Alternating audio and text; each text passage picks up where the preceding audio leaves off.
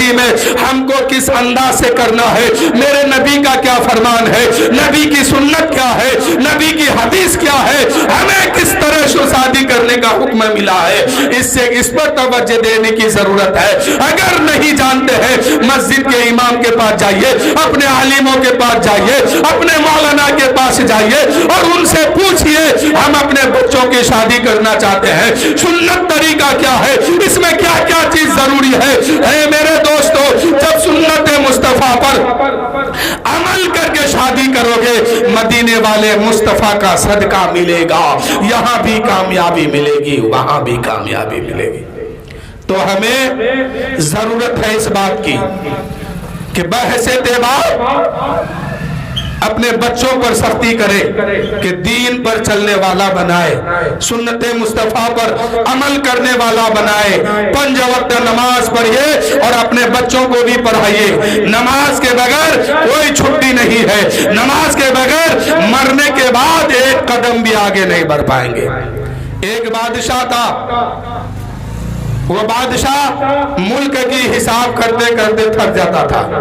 एक दिन अपने वजीरों से कहा, ऐ वजीरों, एक बुर्बक आदमी को पकड़ के लाओ।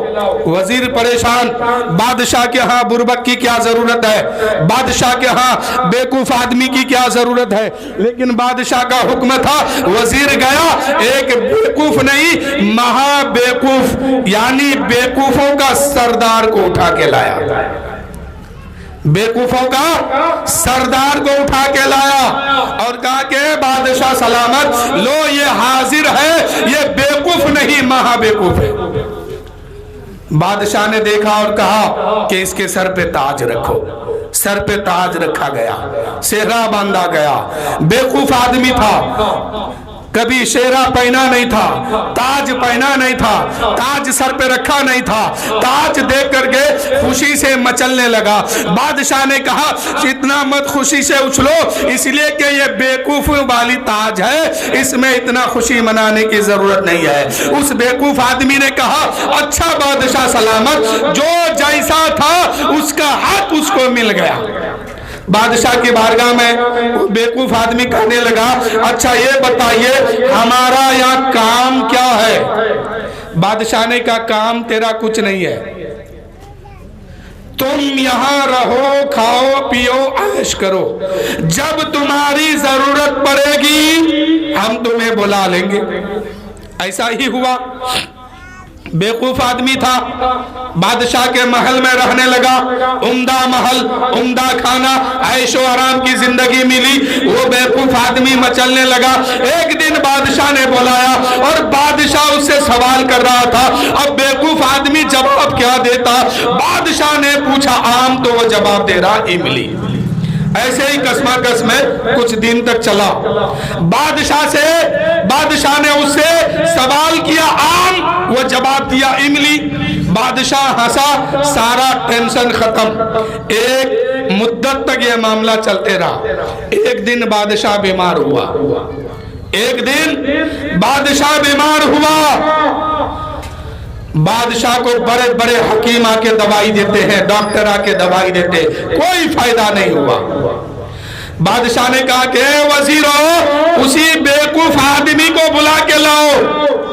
फिर वजीर परेशान कि बादशाह मरने वाला है, बादशाह जाकनी के आलम में है, बादशाह बीमार है, इस वक्त भी वो बेवकूफ आदमी को ढूंढ रहा है। लेकिन बादशाह का हुक्म था, बेवकूफ आदमी को बुला के लाया और कहा, ओ बादशाह देखो ये बेवकूफ आदमी हाजिर है। इतने में बादशाह ने कहा, ए बेवकूफ, अब तक तो मैं तुमसे सवाल कर रहा था और तुम उसका जवाब दे रहा था, लेकिन आज तुम सवाल करो, मैं जवाब दूंगा। अब बेवकूफ ने कहा कि यार ये मामला पलट कैसे गया, जबकि ये बादशाह जानता था हम इसके सवाल का जवाब नहीं दे सकते हैं, फिर भी ये मुझसे भरे दरबार में सवाल करता था और मैं इसका जवाब जब नहीं दे पाता था तो ये मुस्कुराता था, ये मेरा मजा ले रहा था, ये मेरी इज्जत की धज्जियां उड़ा रहा था, लेकिन आज मामला कैसे पलट गया है। अच्छा, इतने में बेवकूफ आदमी ने कहा, अच्छा बादशाह, ये ए बादशाह, मैं आपसे 3 सवाल करूंगा और तुम्हें उसका जवाब देना है, क्योंकि उसको आज मौका मिला। पहला सवाल, बादशाह ने कहा बताओ पहला सवाल क्या है। उस बेवकूफ आदमी ने कहा पहला सवाल यह है कि आप कहां जाने वाले हैं, आप कहां जाने वाले हैं। यह मामला पलट कैसे गया। उस बेवकूफ आदमी ने कहा कि मैं अपने मालिक के हकीकी की बारगाह में जाने वाला हूं। बेवकूफ आदमी ने कहा अच्छा, आज तक तो तुम खुदा की मखलूक को गुलाम बना के रखा था, आज तुम कहता है कि मैं अपने मालिक हकीकी की बारगाह में जाने वाला हूं। अच्छा, कम से कम तू अपने मालिक को मानता तो है, खुदा को मानता तो है। अच्छा ये बताओ, उस बेवकूफ आदमी ने झट से दूसरा सवाल किया, कहा ये बताओ कि आप अपने मालिक हकीकी की बारगाह में जाने वाले हो, ये बताओ कि तुम वहां से वापस कब आओगे। हम कब तक इंतजार तुम्हारी करेंगे, कब तुम उधर से वापस आओगे। बादशाह ने कहा बेवकूफ का बेवकूफ ही रह गया, अरे हम वहां जाने वाले हैं जहां से कोई पलटने वाले नहीं है। हम उस रब की बारगाह में जाने वाले हैं जहां से आज तक कोई पलट के नहीं आया है। इतने में बादशाह ने कहा, इतने में वो गुलाम आदमी ने कहा, उस बेवकूफ आदमी ने कहा ए बादशाह, ये बताओ कि तुम जो कहते हो कि वहां से हम पलटने वाले नहीं हैं, तो ये बताओ कि उधर से जब आप पलटने वाले नहीं हैं, जहां हमेशा हमेशा के लिए रहने वाले हैं, ये बताओ कि जाने से पहले कुछ तैयारी की हो कि नहीं। जाने से पहले कुछ तैयारी किए हो कि नहीं। इतने में बादशाह रोने लगा। उस बेवकूफ आदमी ने कहा ए बादशाह, आज से पहले तुम कहीं जाता था तो अपने नौकर को 10 दिन पहले भेजता था, साजो सामान को पहले भेजता था, वहां के आराम के लिए सारी चीजों को तुम पहले भेज देता था। लेकिन आज तुम अपने रब से मिलने जा रहे हो, अपने रब की बारगाह में जा रहे हो, और तुम कहते हो कि वहां से आज तक कोई पलट के नहीं आया है, तुम भी पलट के नहीं आओगे। बताओ जाने से पहले कुछ तैयारी किए हो कि नहीं। इतने में बादशाह रोने लगा और कहा अफसोस, मैं तो कुछ तैयारी कर नहीं सका, मैं तो वहां के लिए कुछ तैयारी कर नहीं सका। इतने में उस बेवकूफ आदमी ने अपने सर से ताज उतारा और उस बादशाह के सर पे रखा और कहा है बादशाह, मैं बेवकूफ नहीं हूं, बेवकूफ तो तुम हो, इसलिए कि तुम वहां जाने वाले हो जहां से कभी पलटने वाले नहीं हो। तुम्हें पता है, खबर है, फिर भी तुमने कुछ तैयारी नहीं की है। अल्लाह का शुक्र है कि मैंने थोड़ी बहुत तैयारी वहां के लिए करके रखा है, वहां की तैयारी मैंने पहले से किया है। ए बादशाह, बेवकूफ मैं नहीं हूं, सबसे बड़ा बेवकूफ तो तुम हो कि तुम वहां जाने वाले हो जहां से कभी पलट के नहीं आओगे, लेकिन तुम्हारे पास कोई तैयारी नहीं है।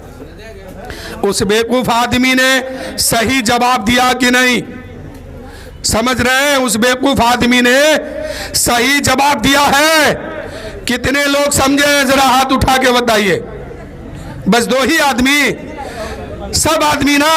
बादशाह बेवकूफ था ना, और जो बेवकूफ था वो चालाक था ना, इसलिए कि वो बेवकूफ आदमी आखिरत की तैयारी करके रखा था, और वो बादशाह बेवकूफ इसलिए बना कि वो मरने के बाद आखिरत की कोई तैयारी दुनिया में करके नहीं रखा था कि हमें मरने के बाद सुकून कैसे मिलेगी। तो वो बादशाह बेवकूफ था और बेवकूफ चालाक था।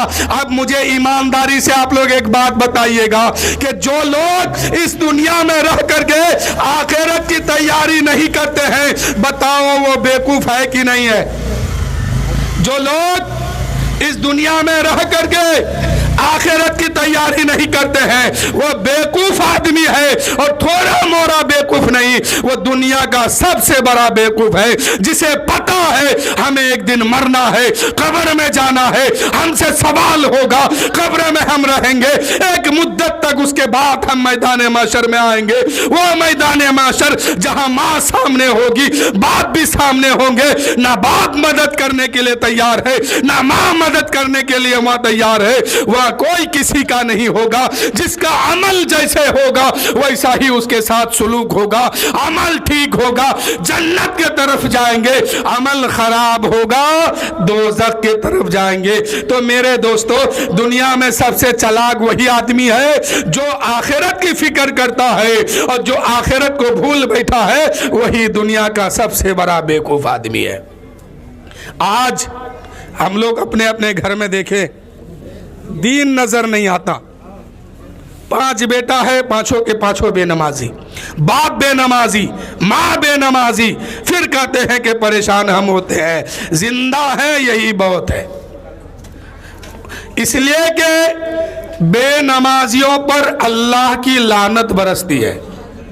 मेरे आका ने फरमाया, ए अबू हुरैरा, बेनमाजियों के करीब से ना गुजरो, इसलिए कि इस पर अल्लाह की लानत बरसती है। ये बेनमाजी लोग दुनिया में तो थोड़ी बहुत पैसा कमा लेते हैं, लेकिन आखिरत में इसका कोई हिस्सा नहीं है। आखिरत में उसी का हिस्सा है जिसका ईमान मुकम्मल है और अमाल ठीक है। इसलिए नमाज पढ़िएगा ना, नमाज पढ़िए, इसलिए कि नमाज के बगैर कोई छुट्टी नहीं है, वरना फिर वही हाल होगा। वो बादशाह जिसको बेवकूफ समझता था वो बेवकूफ नहीं, वो चालाक आदमी था, और जो चालाक अपने आप को बादशाह समझता था वही सबसे बड़ा बेवकूफ और बुर्बक आदमी था। इसलिए आखिरत की फिक्र कीजिए और आखिरत की तैयारी कीजिए। 2 शेर समाप्त कीजिए कि जन्नत में मकान अपना बनाते हैं नमाजी। साउंड नहीं है, बिल्कुल बैठ गया।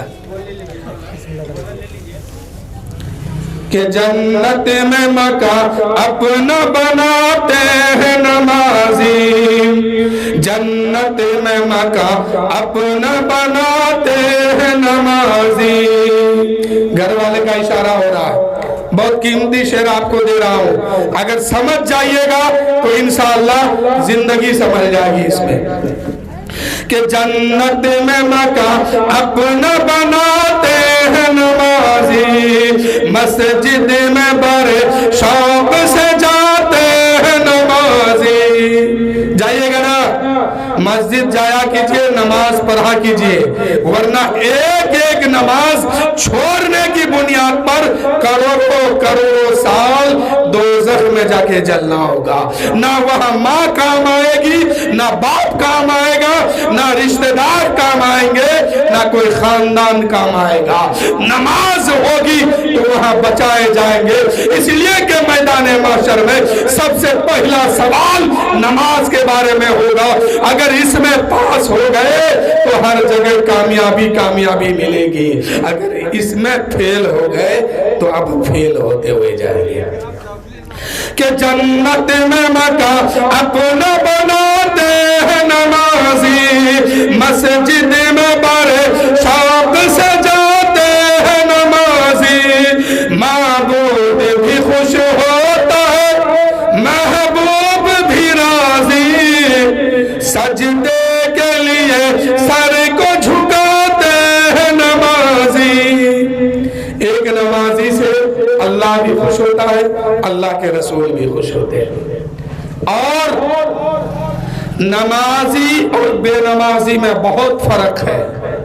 जो इंसान, जो मुसलमान एक वक्त की नमाज छोड़ देता है जानबूझ करके, तो उसको एक नमाज के बदले में करोड़ों साल तक दोज़ख में जलना होगा।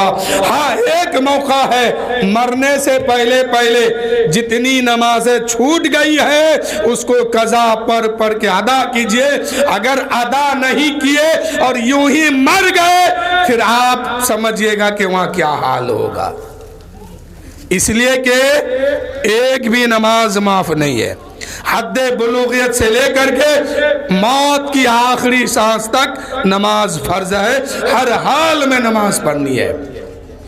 اور میرے آقا فرماتے ہیں جو جان بوجھ کر کے ایک نماز چھوڑ دیتا ہے اس کا نام دوزخ کے اس دروازے پہ لکھا جاتا ہے جس دروازے سے قیامت کے دن اس کو دوزخ میں ڈالا جائے گا۔ اور مرنے سے پہلے ایک موقع ہے کہ اگر اس نماز کو قضا پڑھ کے ادا کر دیتے ہیں تو پھر وہاں نام مٹایا جائے گا، اور اگر نہیں پڑھتے ہیں تو پھر وہاں نام لکھا ہوا ہے جب تک دنیا میں ہے تب تک جو چاہے کر لے، لیکن مرنے کے بعد مرضی آپ کی نہیں چلے گی اور طاقت بھی آپ کی نہیں چلے گی۔ مسلمان کہتے اسے ہے جس کو ہر کام سے پہلے مرضی اسلام کا دیکھنا ہوگا، مرضی رسول کا دیکھنا ہوگا کہ اس میں میرے نبی کی سنت کیا ہے، میرے نبی نے اس کام کو کرنے کا کیسے کس انداز سے حکم دیا ہے، ہمیں کھانا کیسے ہے نبی کی سنت دیکھنا ہے، ہمیں نماز کیسے پڑھنی ہے نبی کی سنت دیکھنا ہے، ہمیں بیٹی کی شادی کیسے کرنی ہے نبی کی سنت دیکھنا ہے، ہمیں بیٹے کی شادی کیسے کرنی ہے نبی کی سنت دیکھنا ہے، ہمیں شادی بیاہ میں کس انداز سے رہنا ہے اس میں نبی کی سنت دیکھنا ہے۔ اے میرے دوستو، اپنے بچوں کی شادی اگر نبی کے سنت کے مطابق کرو گے یہاں بھی کامیاب رہو گے، اور نبی پاک کا صدقہ آپ کو انشاءاللہ ملے گا۔ نکاح کرنا میرے نبی کی پسندیدہ سنت ہے، نکاح سے برکت ہوتی ہے۔ یہ جو قبول کہتے ہیں، یہ قبول میں بہت بڑی راز چھپی ہوئی ہے۔ جب لڑکی سے کہا جاتا ہے فلاں کے ساتھ تمہارا نکاح ہونا طے پایا ہے، ادھر سے وہ کہتی ہے قبول ہے، ادھر لڑکا بھی کہتا ہے قبول ہے۔